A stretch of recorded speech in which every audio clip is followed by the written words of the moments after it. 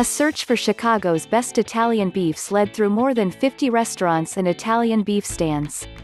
Nick Kindelsperger, Chicago Tribune. During the first few months of the quarantine, when my attention darted between work, homeschooling a first grader and mindlessly scrolling through memes of a disapproving Mayor Lori Lightfoot, outrageous cravings for an Italian beef began to flood my mind. Perhaps I was comforted by the idea of a quintessential Chicago sandwich during such a stressful time. Or maybe I was just immeasurably hungry and tired of cooking at home. Regardless, the Italian beef started to represent what I loved so much about a city from which I suddenly felt so isolated.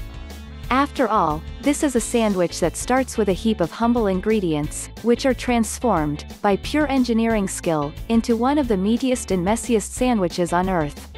As soon as Illinois moved into Phase 4 of its COVID-19 reopening plan, I couldn't wait any longer. I drew up a list of more than 50 restaurants, and then set off to find the ultimate Italian beef in the Chicago area. Considering the times, I wore a mask wherever I went, and ate all the sandwiches in my car, placing a half-sheet pan on the passenger seat as a sort of countertop.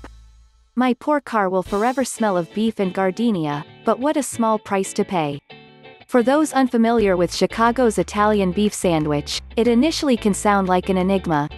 It's sort of a roast beef sandwich, albeit one where beef broth plays an integral role.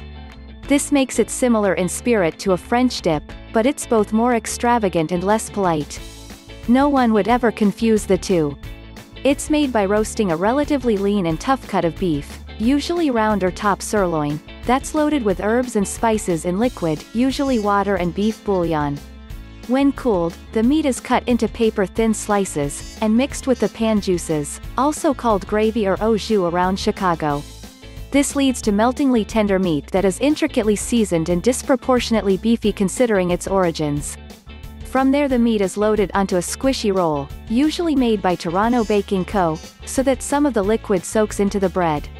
But the real metamorphosis happens if you ask for the sandwich to be dipped. That's when the whole sandwich gets dunked into the container of beefy juices, leaving the roll with the custardy texture of a Yorkshire pudding. An Italian beef at Johnny and Tony's Italian Beef and Pizzeria sports the classic bun and some of the typical toppings of sweet peppers, green bell peppers in this case, and hot peppers. Giardiniera, really. Nick Kindelsperger, Chicago Tribune. Toppings are usually limited to what are called sweet or hot peppers, though shredded cheese and tomato sauce have become increasingly popular.